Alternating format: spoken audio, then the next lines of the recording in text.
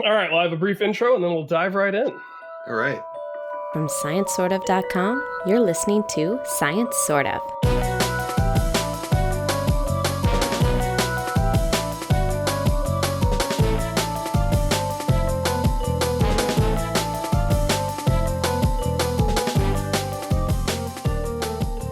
Hello and welcome to Science Sort of. This is episode 346, and I'm your host, Ryan, and joining me to talk about things that are science, things that are sort of science, and things that wish they were science is a special guest that I'll introduce in just a minute, but you'll probably be able to guess it when I tell you the theme, which is Kenji and the Indestructible, Functional, No Fool, and Very Versatile Walk. Can you tell that I've been reading a lot of kids' books lately?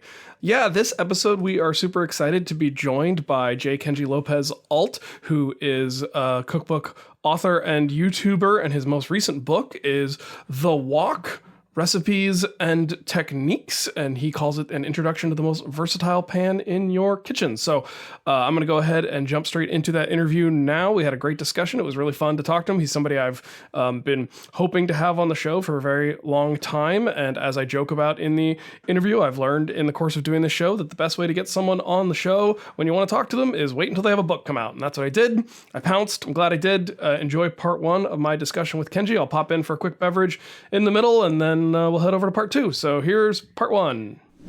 Kenji López-Alt is the James Beard Award-winning author of The Food Lab, Better Home Cooking Through Science, based on his long-running column on SeriesEats.com, which is a site that I use all the time, as well as the children's book Every Night is Pizza Night, which I'm looking forward to reading to my son when he's old enough. And he currently writes for the New York Times and makes cooking videos on YouTube, where he has over 1 million subscribers. His latest book, The Walk, Recipes and Techniques, invites you to get to know the most versatile pan in your kitchen. Kenji, thanks for coming on the show. Yeah, thanks for having me. Before I ask you any questions, I'm going to tell you a brief story, and all my listeners just roll their eyes, but it'll give you a sense of maybe not my bona fides as a wok user, but a very funny mistake that I made one time. Okay. So I have a wok. I love it. I actually got it from the wok shop in San Francisco. Almost ruined it the first time I used it because I didn't know you have to season carbon steel. So learned that lesson the hard way. Right. Managed to salvage it and get it nicely seasoned, and now it's got the slick black coating. And my wife and I decided to have a dinner party for our friends.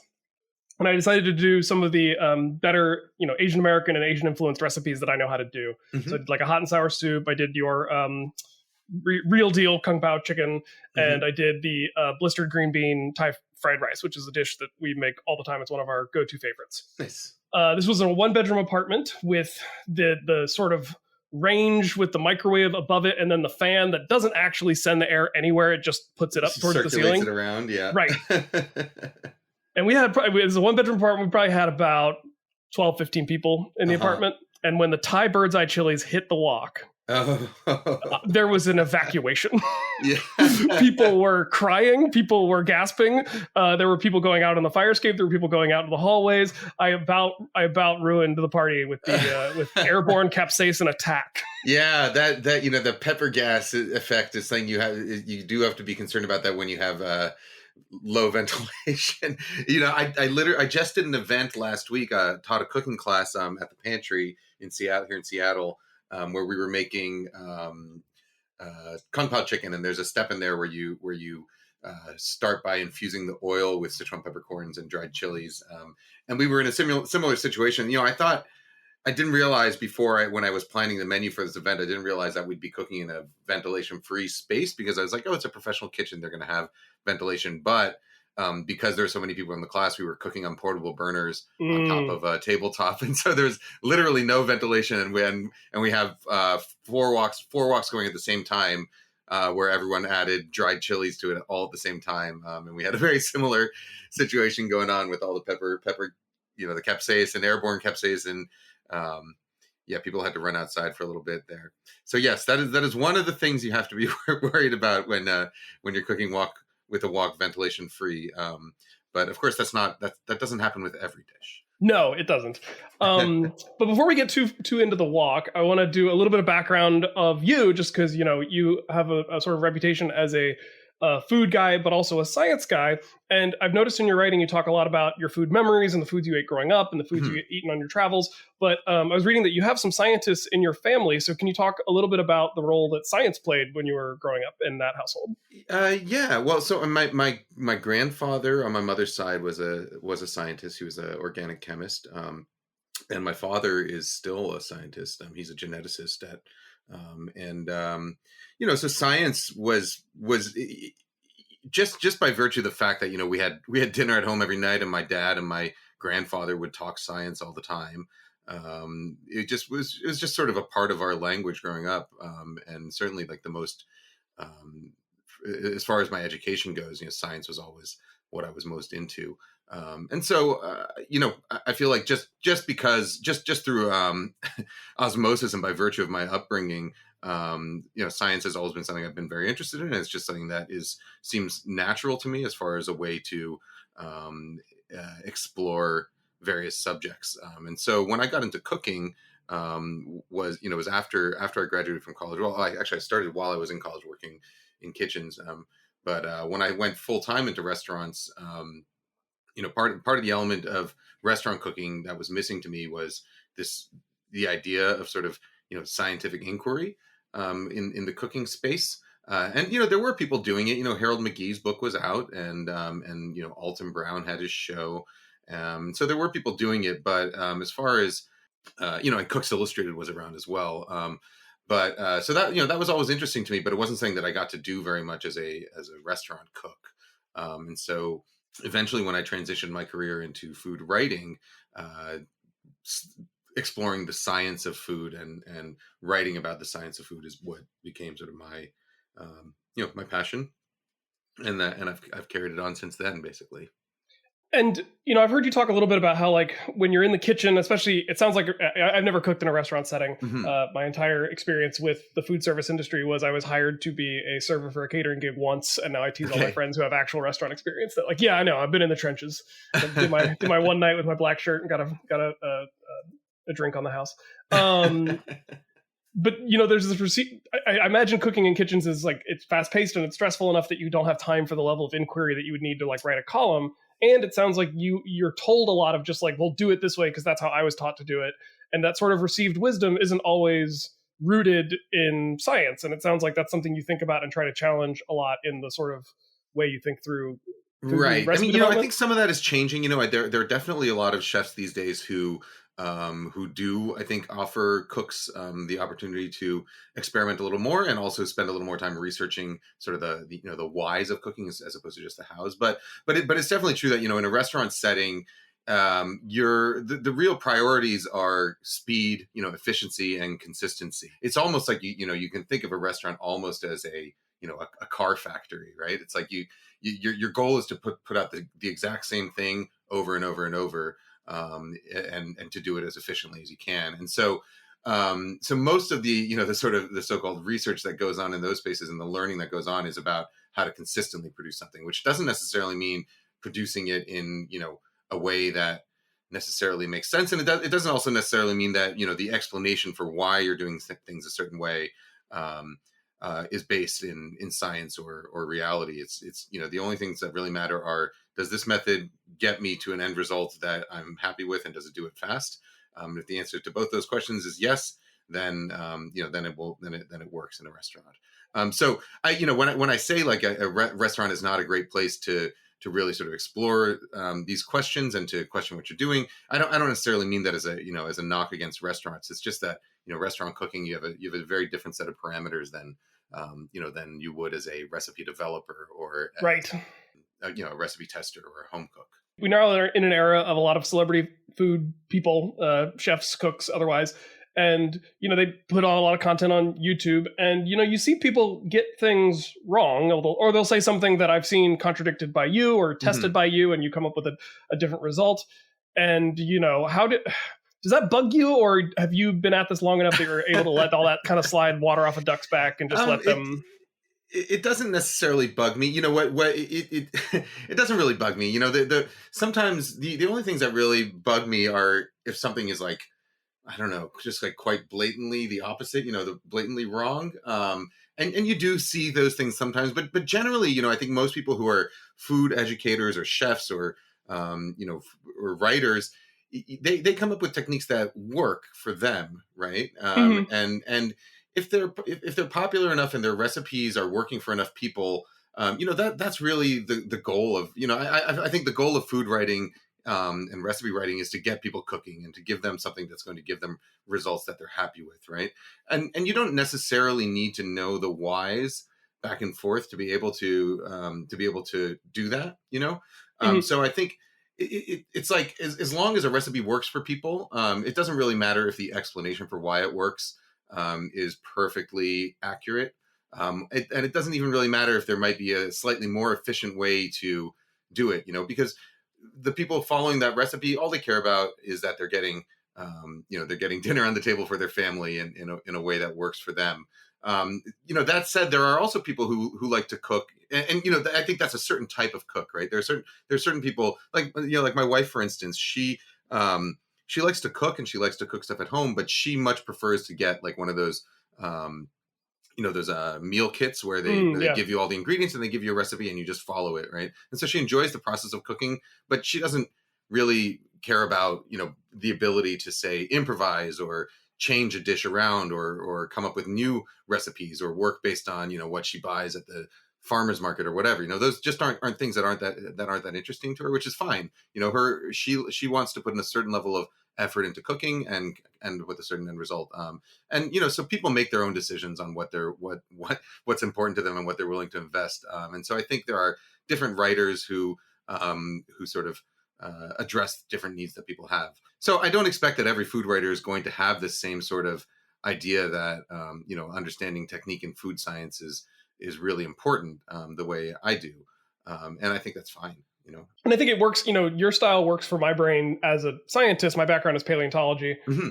And, paleontology is kind of where biology and geology meet. And there's a lot of areas where that's like similar for food too. Like the fact that, we use halite, a mineral in our cooking, and like the weird effects that has on muscle tissue. Like that's almost, the science of preserving certain kinds of fossils. And so I often used to say that like coming home and cooking was like getting to work in the lab, but it's play and I get to have something delicious at the end of it. Right. So it just does feel like that. It gave me a different, same for like mixing a cocktail. It's like, oh, I'm just mixing up my lab ingredients, but the ethanol is potable. And my wife is totally the improv cook that you're talking about. Like, I think, I spend more time like watching how-to videos and playing around in the kitchen. I still think she would beat me hands down on Chopped because she could take a basket of ingredients and throw together something awesome, and I would be struggling to like figure out how do I make this into Cocovan? Right. I mean, some of that comes down to reading about riding a bike versus just having experience riding a bike, right? Yes. And there have been times where I've tried some new technique and I realized like I've never done this before. I've only seen it done on YouTube, but I've seen it done by like a dozen different people, a dozen different ways. And so I kind of just dive in head first.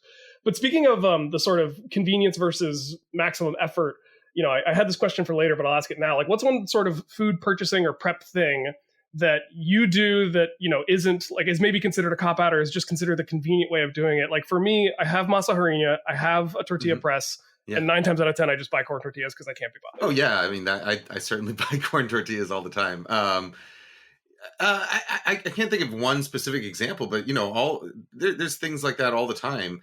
I mean, like today, I literally just finished my lunch. It was something. My lunch today was the opposite of that. It was like homemade falafel. It was homemade pita bread. I pounded the tahini. I made tahini in a mortar and pestle by hand. I pickled. I fermented cucumbers, I pickled onions. Like I did everything virtually from scratch, and sometimes that's fun, but then I've definitely just bought like falafel mix, and made balls and fried them. It really depends on what I'm in the mood for, and then more importantly, what I have time for. And I find especially, with little kids in the house, sometimes I just, I buy we have like Kraft macaroni and cheese, and I'll usually add some extra cheese to it, some like nicer cheese, but we definitely have those boxes with the powder. And I don't think there's anything wrong with that. And I know you have an older kid, but our wives, I think, both had babies around the same time last year. My son was born in September, and August. Yours was born in September from my reading. And so how soon can I give him a knife? Well, my older kid, who's 5 now, she's been using a knife since. Well, she had a wooden knife that was and a plastic knife. They were both sort of sharp enough that she could chop, lettuce and things like that. She had those from before she was 2 years old, and then little after she was 2 years old, she started using a regular knife. And but I think the answer is give them something that they're not going to cut themselves with first, right. And once and teach them some basic skills. Like my daughter knows how to hold her her non-knife hand with her fingers curled so that she doesn't cut herself, and she knows how to grip the knife properly, and she knows to keep her cutting board stable. All the sort of basic safety things that even as an adult you should be following. She knows all those things, and so once she knew how to do that with the plastic knife, I switched her over to a metal knife, and she's in that since then. It's been a few years. She's cut herself once. And just like when you're an adult, at least for me, every time I've ever cut myself or sort of badly burned myself in the kitchen, I could tell you exactly what the stupid thing I was doing when that happened was. It's like if you're careful and you're mindful of what you're doing and you follow the basic safety rules, it's really hard to actually injure yourself. And keep your knife sharp. And you keep your knife sharp, yeah. So my daughter, the one time she cut herself, it's because she was holding her hand the wrong way, and she knew it immediately. She's like, "Oh yeah, I was holding my hand wrong." I found Opinel, I don't know if I'm saying that right, but the French knife manufacturer has a little kid kit that has like a little knife that helps them hold it properly because it's got like a hole for their index finger. Okay. And then it comes with a little plastic finger guard for their other hand, and it has a little vegetable peeler. So nice. I'm really excited for when his coordination is enough that I can give him that. Cool. And on the subject of kids and food, in anticipation of becoming a dad, I read your article on how to raise like an unpicky eater, and right. I don't have results for that yet. He's just now kind of coming on board to solid foods and won't eat anything we put in front of him. But I thought like there were some really interesting and helpful ways that you frame things. I love the idea.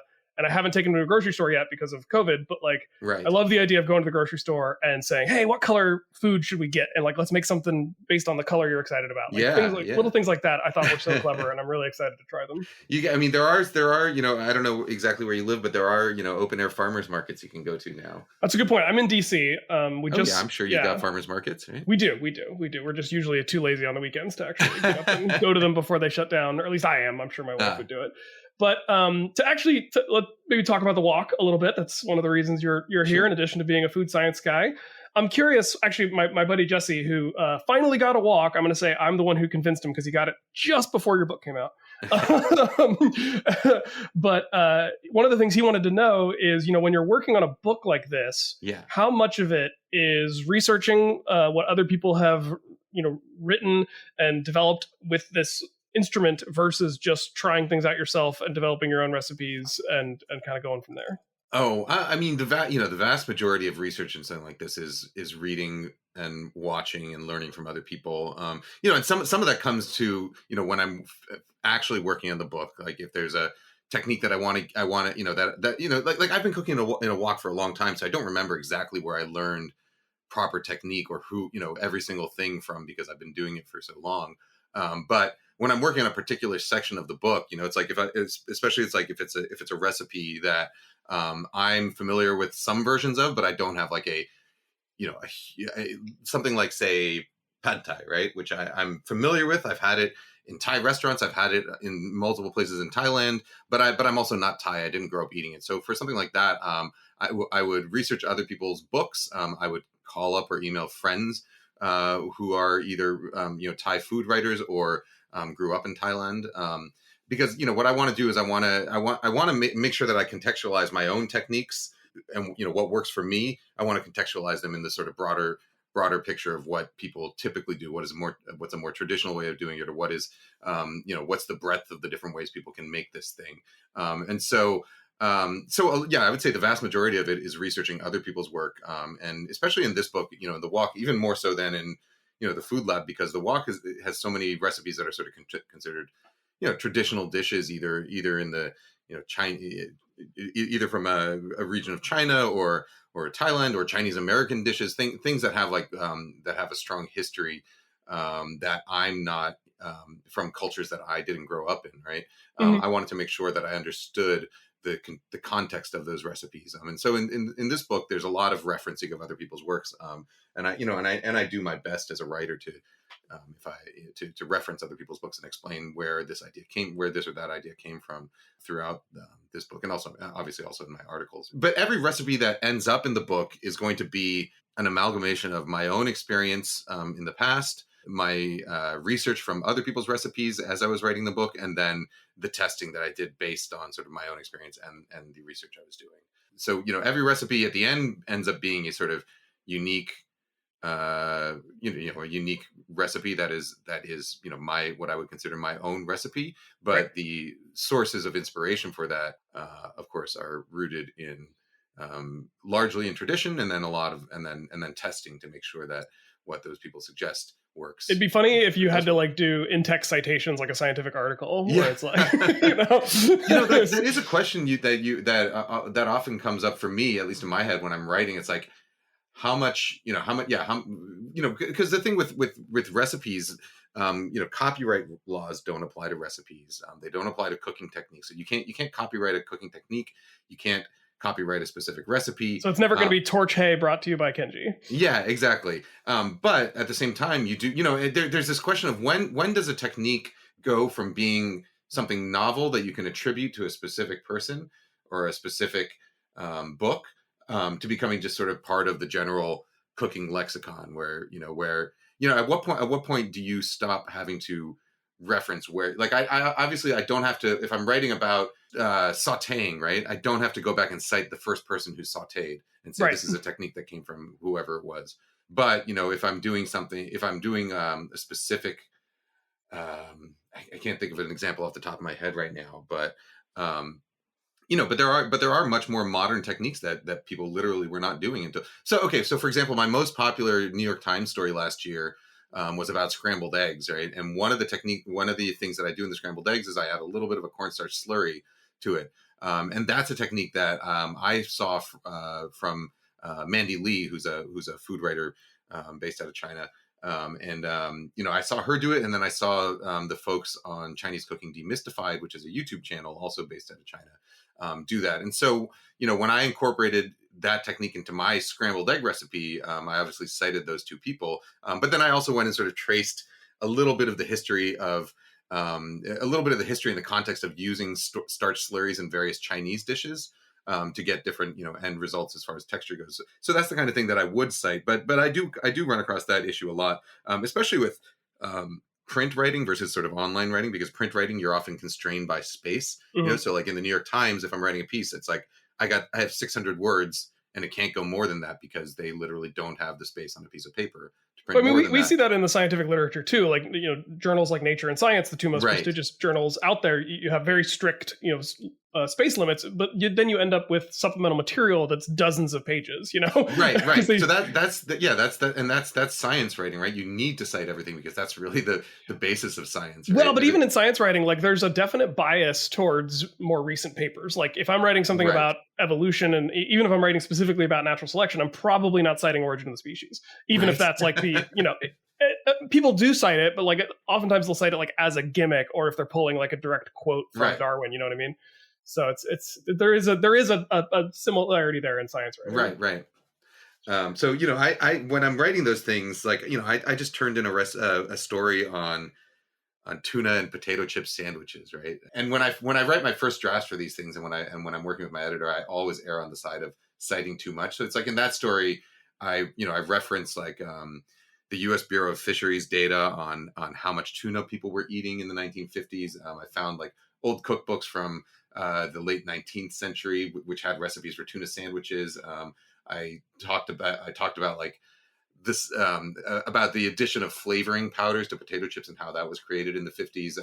So all these things that are sort of tangential to the story, but I always err on the side of trying to reference more than less, and then let my editor make the decision of what is relevant to the story and what's not. But I also just kind of find that kind of stuff interesting to read and to research. Yes. You mentioned old cookbooks, and I think one of the first introductions I had to how absurd old cookbooks can be in terms of the way they write recipes is when John Hodgman used to read old recipes out on his show, which believe it or not, there's a reason I bring that up, and that is because when I first heard your claim that the wok is the most versatile pan in your kitchen, I had a reaction, and it was in defense of my cast iron skillets. And I have a couple of Griswold skillets, which I only know about because John Hodgman talked about them on the show once, and then that became the thing I hunted for at antique shops and markets and stuff. Right. Yep. And I use them every day. They're not not showpieces; they are workhorses. And I also think that I reach for my enameled cast iron Dutch oven probably more often than any other pot in my arsenal. And so, is there Like, how willing are you to go to the mat for the wok versus like, is there a case to be made that there are like, maybe cast iron deserves the top spot on the podium too? Well, so cast iron as a category, sure. If you want to be that broad, and you count both Dutch ovens and skillets, maybe. I know that's where my argument falls short, and I knew it, and I knew that was the case, but I just couldn't figure out. I was thinking to myself like, I think I have to argue for one or the other. I don't think I can claim both, and I think I would go skillet, but I also think I'm wrong, right. And I think that's the wrong choice. So it's. I mean, you can. I mean, obviously, this is one of those. Is a hot dog a sandwich debates where it's like you can't really compare. It ultimately comes down to your own personal feelings on the matter. Sure. I just figured I could avoid fanboying if I picked a fight. Where I think the wok edges out both of those things is that a wok, you can do most of the things you can do in a cast iron skillet. Like I sear burgers in a wok because I find that it makes less of a mess on my stovetop. So you can sear things, you can saute things that like you could in a skillet. But a wok you can also deep fry, which you can do in a cast iron skillet, but you're going to make a mess. You can steam, you can braise, and you can do, so that there's things that bridge that gap between a cast iron skillet and a Dutch oven that I think makes the wok ultimately more versatile. But, in the end, it's really just a matter of, what works best in your lifestyle and also what kind of food you tend to cook a lot more. It's like if I'm going to be, pan searing steak or frying chicken, well, if I was frying chicken, I would reach for the wok. But if I was pan searing steaks, I would probably reach for a cast iron skillet. I've started deep frying in the wok instead of my Dutch oven or the cast iron. The last couple of times I made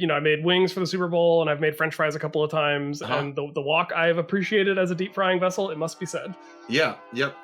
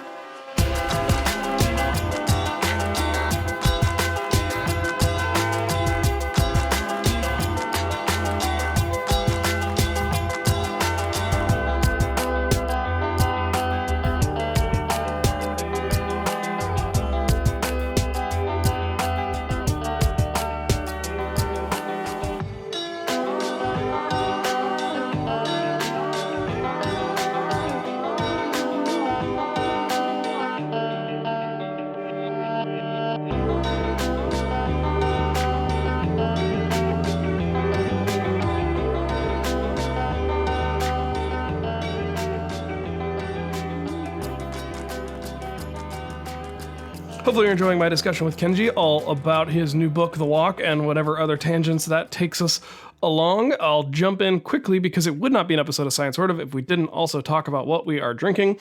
Because I am alone and because it is still early in the day, I am enjoying an Americano with some beans from Night Swim Coffee, which is an outfit out of Charlotte, North Carolina that I pick up in a shop in West Virginia that I really like. And this is their Worka Sakaro, which is a Ethiopian coffee that their tasting notes say that is strawberry, kiwi, Earl Grey, and cherry blossom.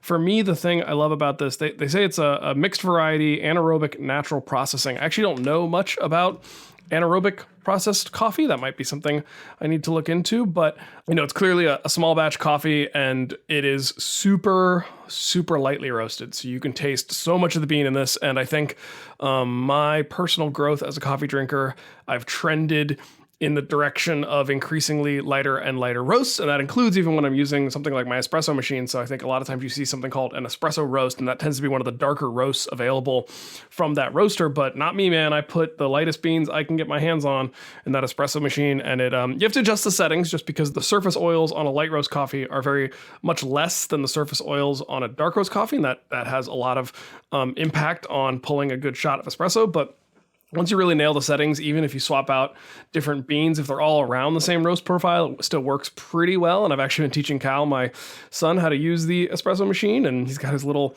step stool in the kitchen that he can get up on, and he's figuring out how to press the buttons, and he doesn't quite have the fine motor skills for the entire process. And, there's like hot water and steam, so it still requires some supervision, but he helped me pull this shot. So I am very much enjoying this bag of coffee and looking forward to trying other stuff from the folks at Night Swim in Charlotte. You can order their stuff online if it's not available near you. So I would recommend it if you're into the lighter, fruitier roasts out there.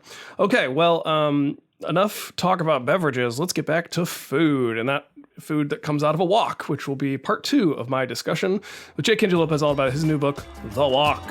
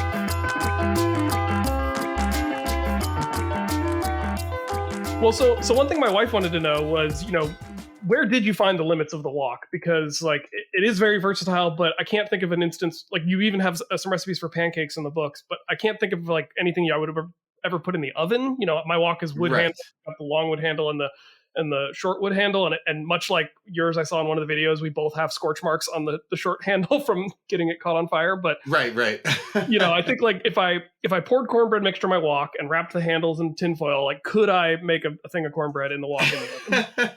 You probably could, but that's the case where I would just say, hey, get a cake pan or use your cast iron skillet. Definitely there's not much oven work going on when you're using a wok. But, in many ways, I do think that's part of the appeal of it is that, in my book, there's 200 something recipes, and there's maybe 2 or 3 of them, maybe if 3. I can think of 2 for sure, but I don't think there's any more than that even require turning on the oven at all. Everything else is one pan on the stovetop. Yes, and the idea is sort of that there's this concept in cooking called mise en place, where you get everything ready to go before anything goes to the heat. And so, you have to do that with wok cooking because it's such a fast method of cooking. Yes. And I whenever I teach scientists about making their own podcast, which is something I've done, I always say you have to decide when you're making a podcast, are you going to try to record really good tape in the front end and put in a lot of effort to getting that initial recording done really well, or you're gonna have to do a lot on the back end and the edit, and it's just a trade-off. It's one or the other. So with the wok, you spend more time prepping, less time cooking. But another thing my buddy was curious about is what do you do in terms of cleanup, because he's noticed in his using your book and using his new wok that he's getting a fair bit of splattering, and if he's doing a true stir fry and really tossing everything up in there.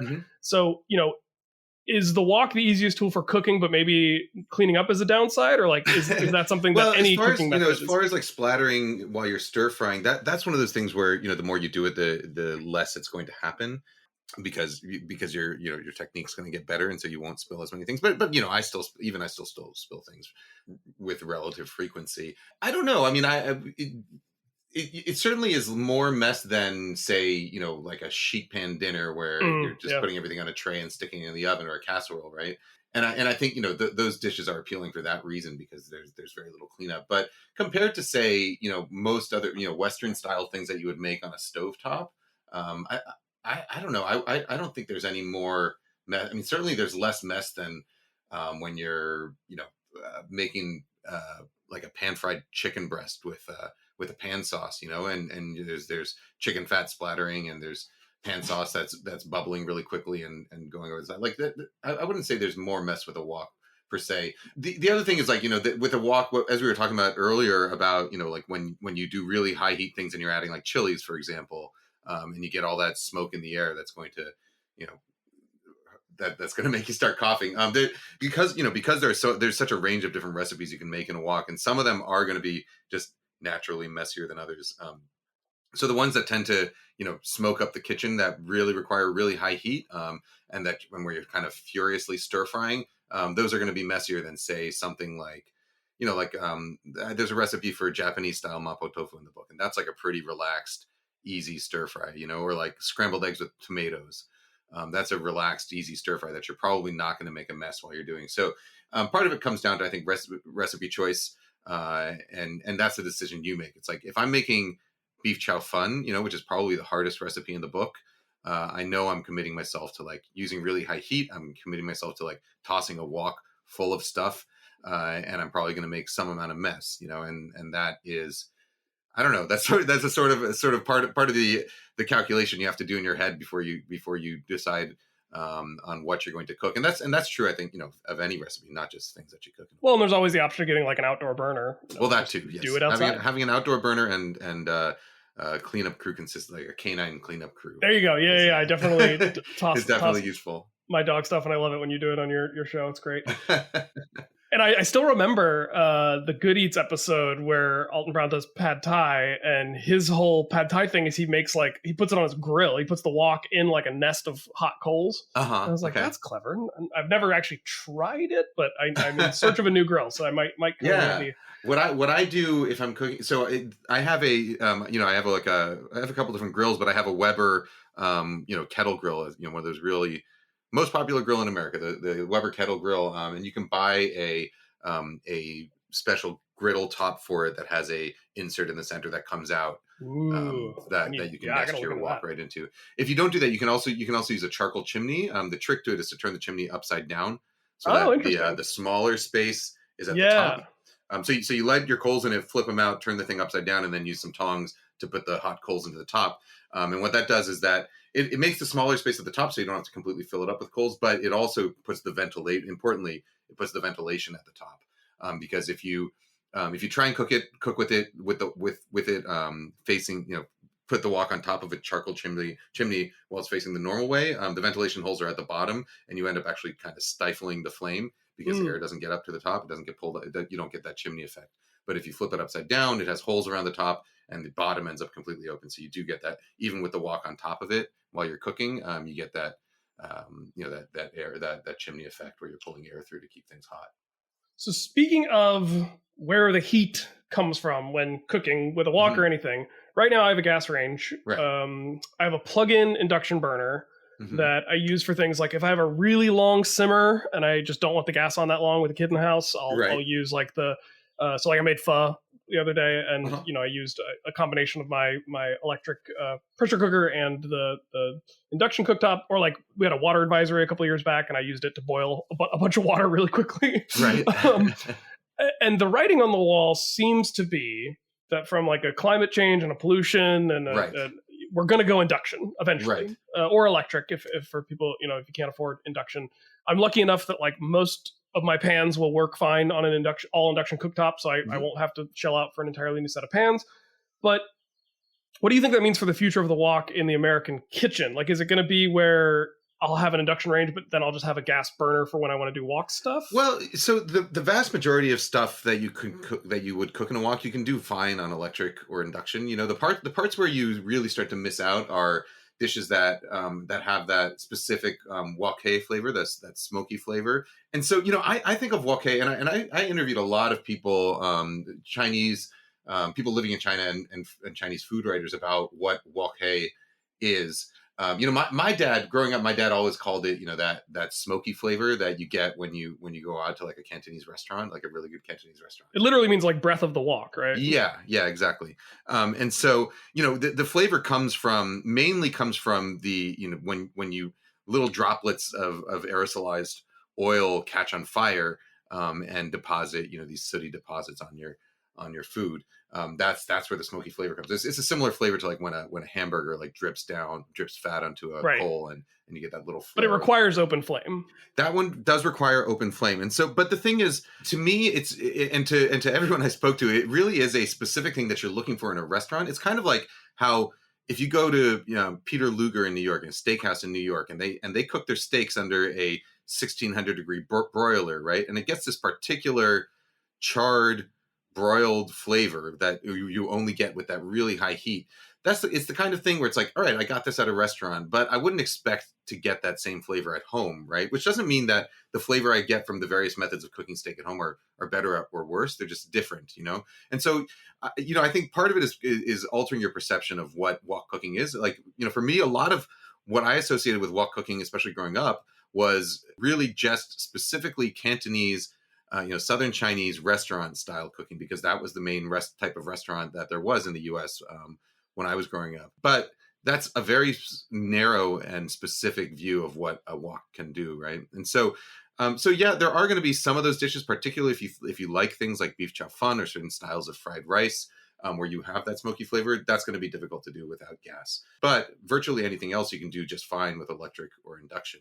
And and all that being said, what I suggest to people who have electric or induction burners at home who want to be able to get those other flavors, I think we're still a far way off from losing outdoor propane tanks, and certainly you can buy little indoor butane powered cooktops as well, which will let you get those flavors. So the vast majority of the time you can use your electric or induction just fine. Like when I was doing my book tour, I brought an induction cooktop with me to do demos, and 90% of the recipes in my book you can cook on that. I really do love cooking on induction. It's fun in a completely different way than cooking on gas. Yeah, for sure. And then for everything else, it's like you can get either a butane torch, or a butane cooktop, or just use an outdoor wok burner.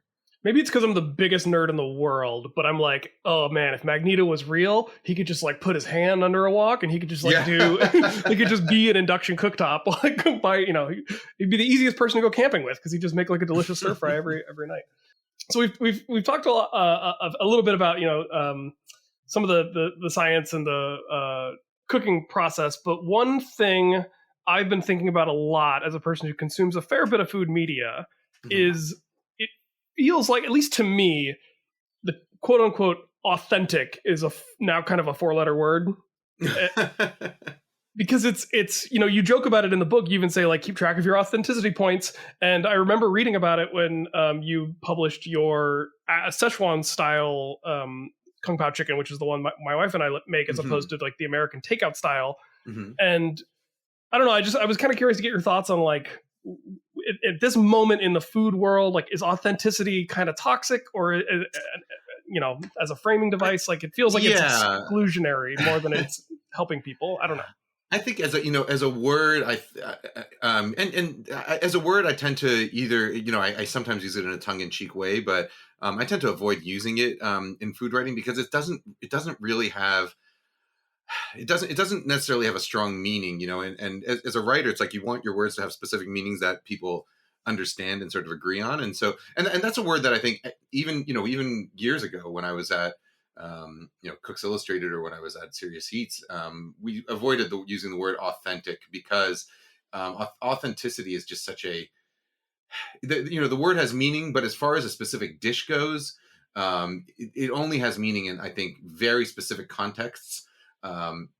Where there is like like I can say there is a authentic version of ragu bolognese that is authentic by the standards of this particular organization in Italy that authenticates dishes, right? But I couldn't say that there is an authentic version of ragu bolognese, period, because you go to a half dozen different restaurants in Bologna and every one of them will have ragu bolognese on the menu, but they're all going to be a little bit different, right? So it's difficult to say what authentic means without really contextualizing it and without really explaining exactly what you mean. And at that point, it's like, why did you even bother using the word in the first place if you're going to have to use all these other words to then to then hedge it and explain what you meant by using that word. So in general, I don't use the word just because I think there are better ways to better, more meaningful words to explain yourself. And I think my brain has a tendency, ever since I kind of figured out like evolution, not that I figured out evolution, but ever since I learned about the process of evolution in a biological sense, it's actually kind of informed the way I view a lot of other things about the world. I think that's true for anybody who has any level of expertise in something. You tend to map your own expertise onto any situation. But I think about like the wave of Chinese immigration that happened that led to all the American style Chinese restaurants, and that's like a speciation event, right? Like it's still authentic Chinese American cookery. It's just not the stuff that they're still making in Sichuan because it's evolved in parallel to what's happening still in China. Exactly. So and that and that I do get that.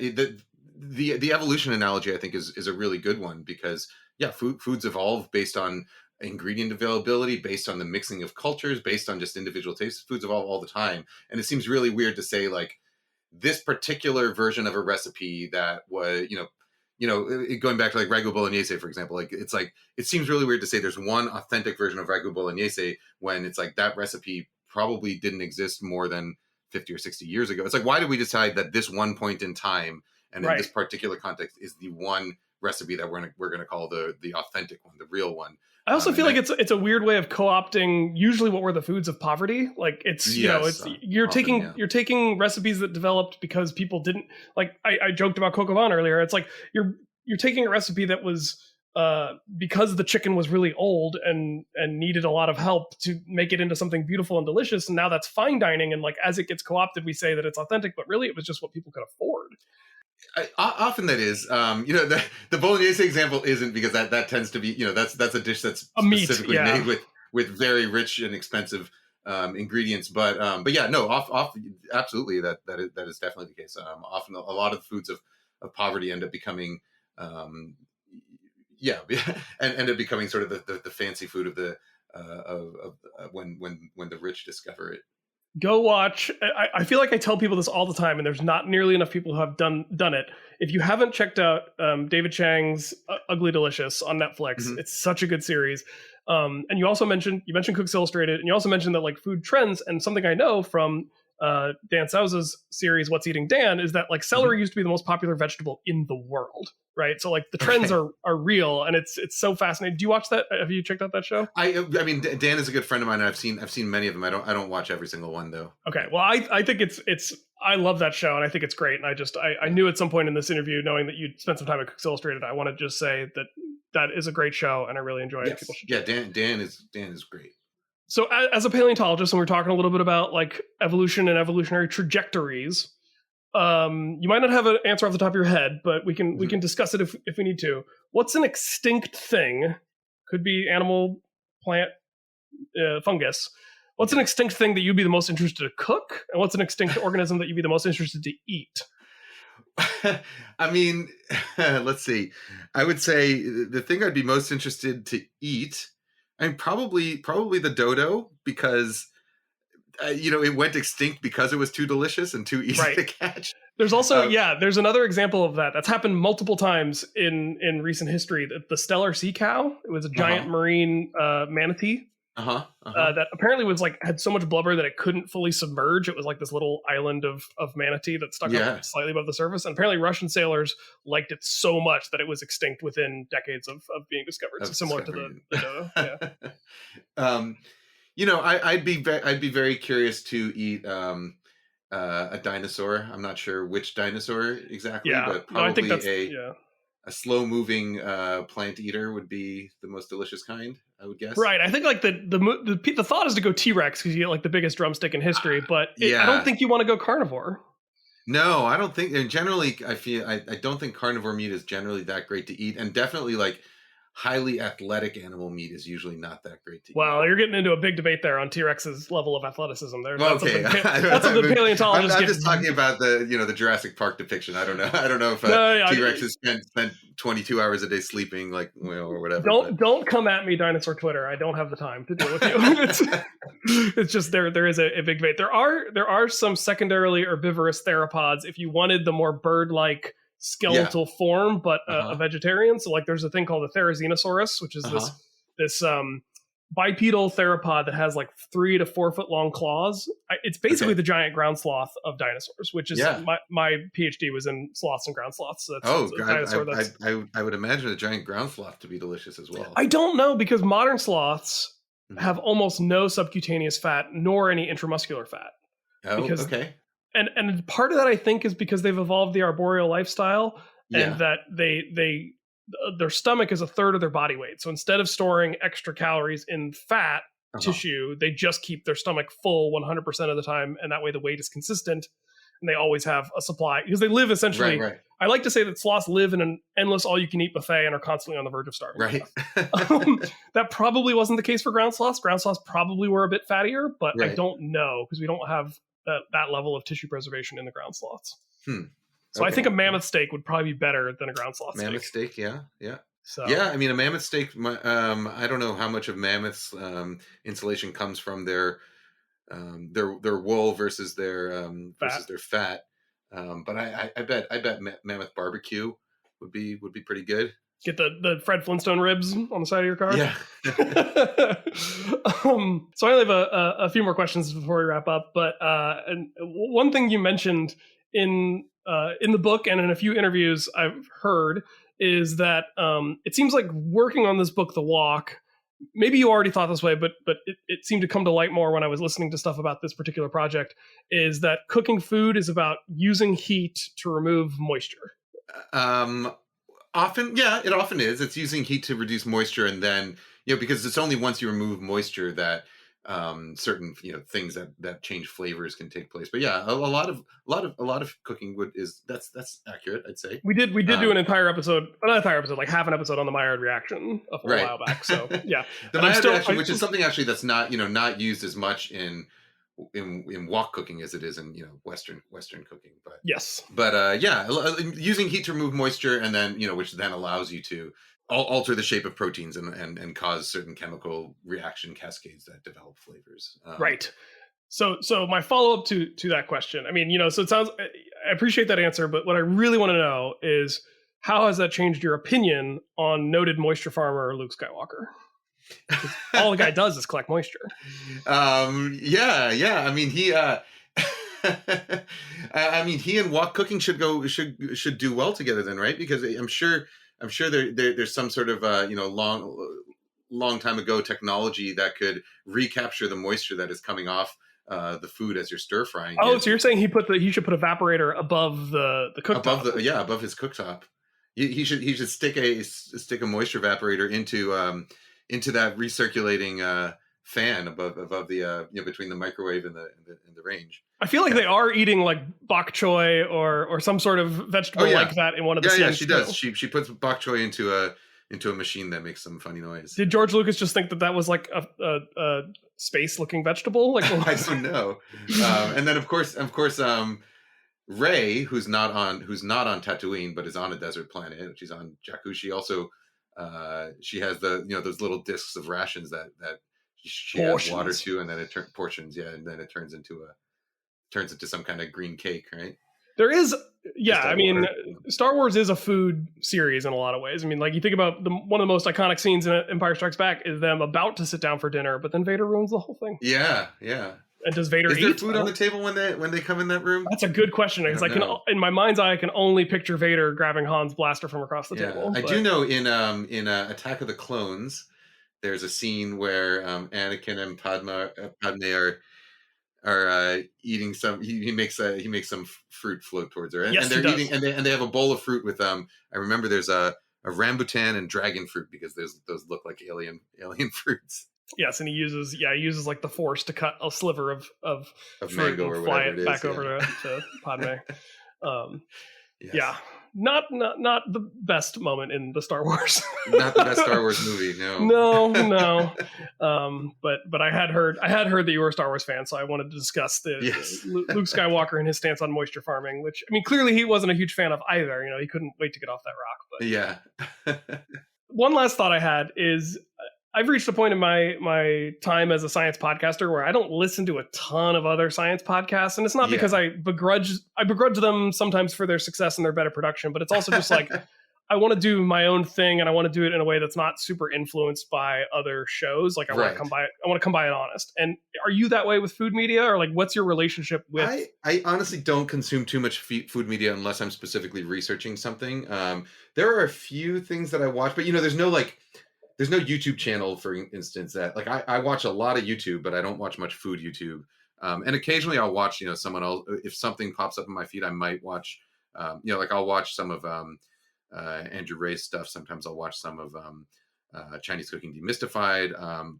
But generally, my consumption comes down to if I'm researching a specific thing, then I'll try and get a broad range of material to research by. But my consumption as far as like video and podcast is almost all science. Let's see, like sort of science, philosophy, some politics, and some sort of like film and video game analysis. I watch a lot of that stuff too. Nice. Yeah. I am a big film guy. I aspirationally a video game guy, but I have like no time to play them. Yeah, I find the same. Yeah. We've had Massimo Pigliucci on our show at least twice, I think. He's a philosopher of science. He's got he's got a lot of really great books out there.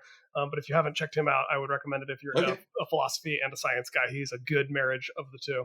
Cool. And for folks who don't know, Andrew Ray is Babish in the binging with Babish. He's not Oliver Platt from The West Wing, although that was the inspiration, who is also the food critic in Chef, one of the better food movies out there.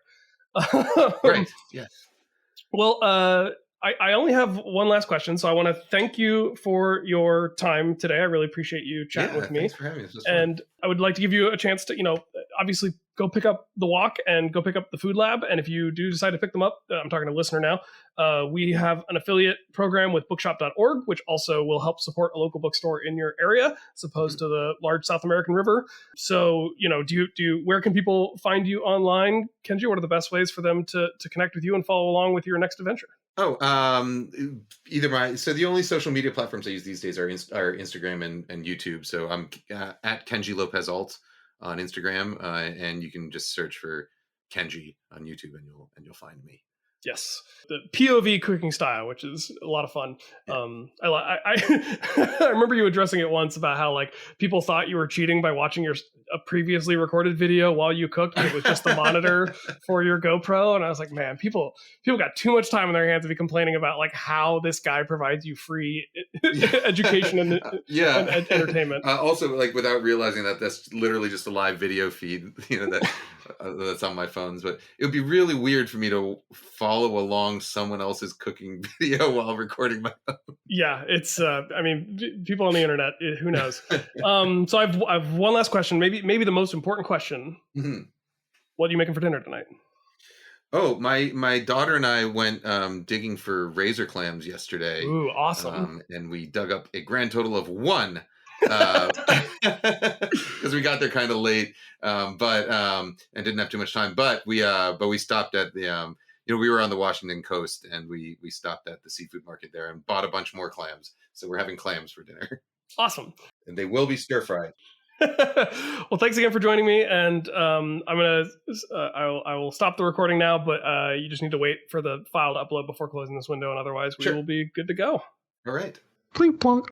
Well, thanks again to Kenji for giving us some of his time. Please go check out his book, The Walk. I will tell you from personal experience, having had a copy of the book for a minute now, that it is one we legitimately go to often for recipes and help getting quick dinners on the table. It really is user-friendly, useful, and super tasty stuff comes out of your walk when you use the recipes contained within the pages.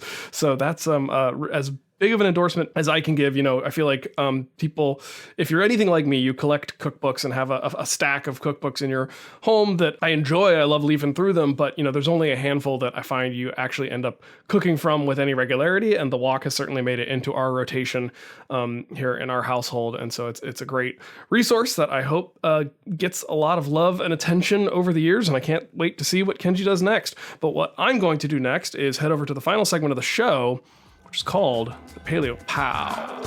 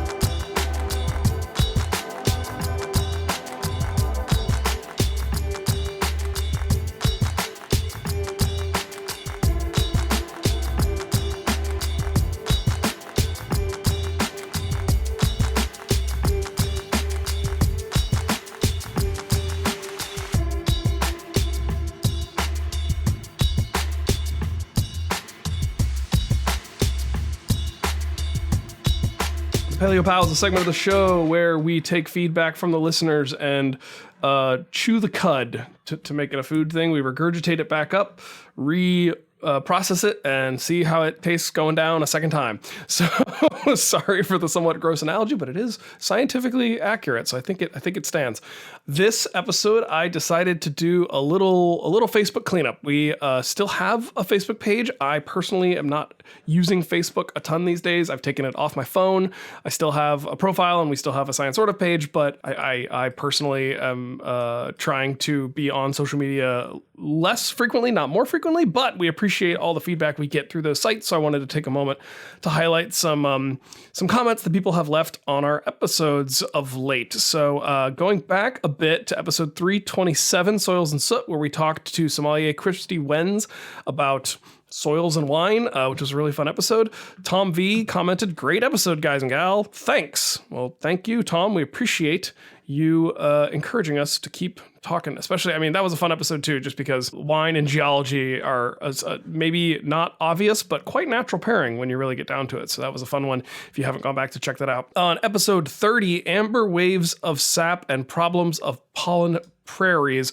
I have to admit, I think that was an episode where we had Matt Candeas on of In Defense of Plants, but I'm going to have to double check because I'm not 100% sure on that, and I should have. See, folks, I didn't have my mise en place ready, which is when all of your ingredients are ready to toss into the microphone, and I needed a minute. And no, we actually had researcher Daniel Katz and an old buddy of mine, Lucas Joel, on to talk about problems with pollen in Detroit and some other cool science stories that they had worked on, and what Shawn G says after our discussion of cedar and juniper.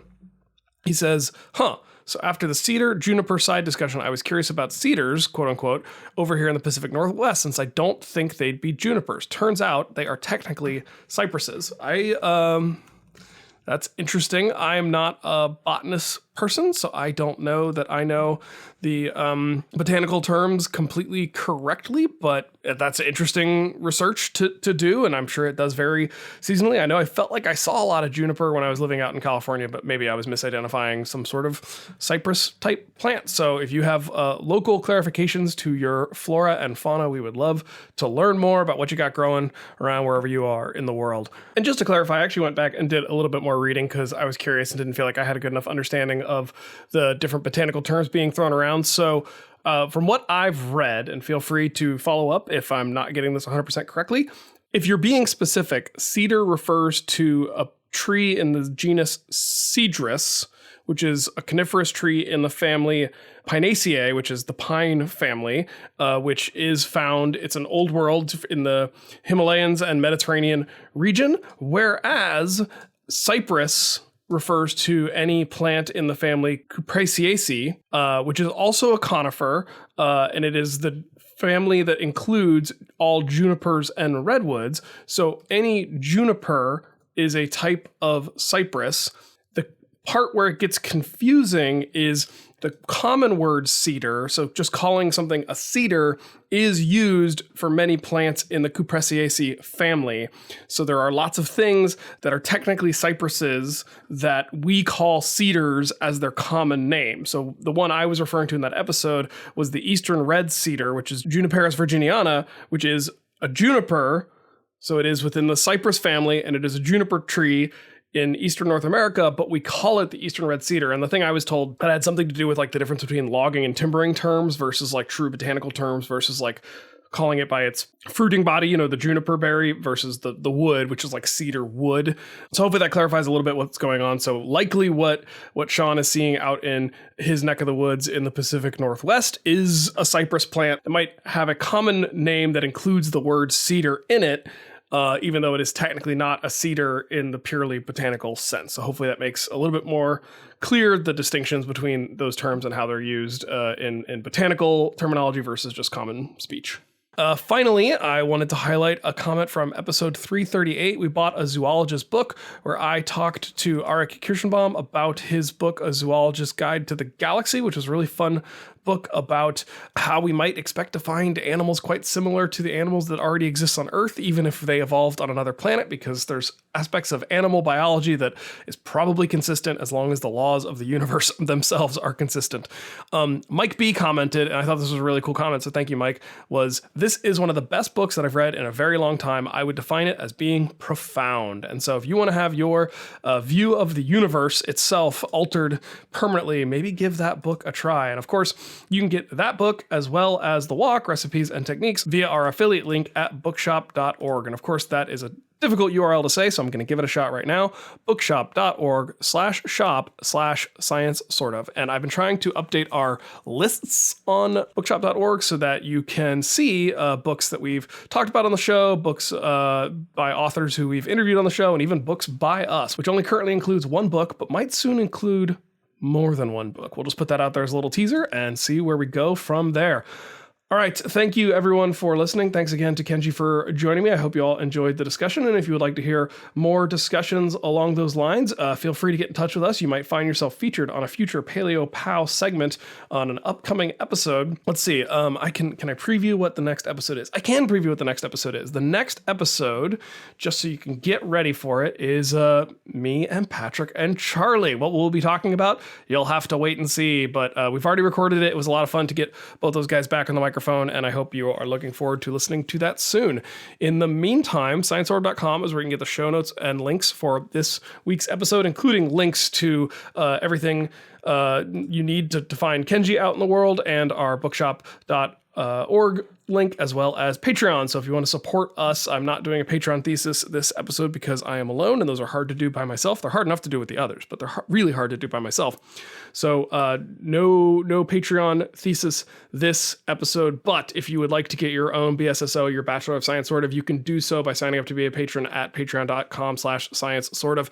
They've been making some changes to the way that system works, and so we are still navigating exactly what that means for us, but we are still very grateful for everyone who goes and supports the show that way. If you want to give a one-time donation instead of setting up a recurring donation, you can still do that via PayPal. All those links are available on our website, scienceorder.com. You can email us, PaleoPOWs@scienceorder.com, and our number, if you want to call and leave us a voicemail, is 312-PaleoPOWs. That's 312-725-3672. So I think that about wraps it up, gives you everything you need to take the show with you into the next part of your day. Appreciate your time. Appreciate you joining us. Come back next episode where I can guarantee you'll get a whole lot more science. Sort of.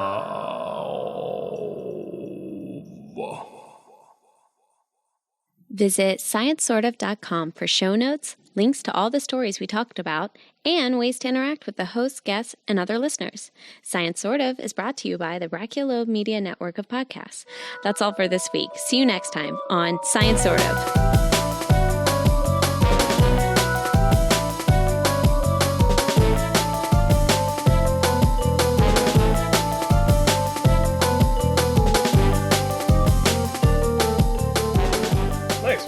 I am super excited to have you on the show. I'm going to try real hard not to fanboy out because that doesn't serve anyone. But yeah, this is you've been somebody I've actually wanted to talk to on this podcast for quite a while. Oh, cool. Well, I'm looking forward to it. And I have learned we've been doing this podcast since 2009, and I've learned that the best time to pounce is when somebody's got a book out. Yeah. That's when my publicist controls my schedule. Exactly. So I have to thank Will for putting this all together.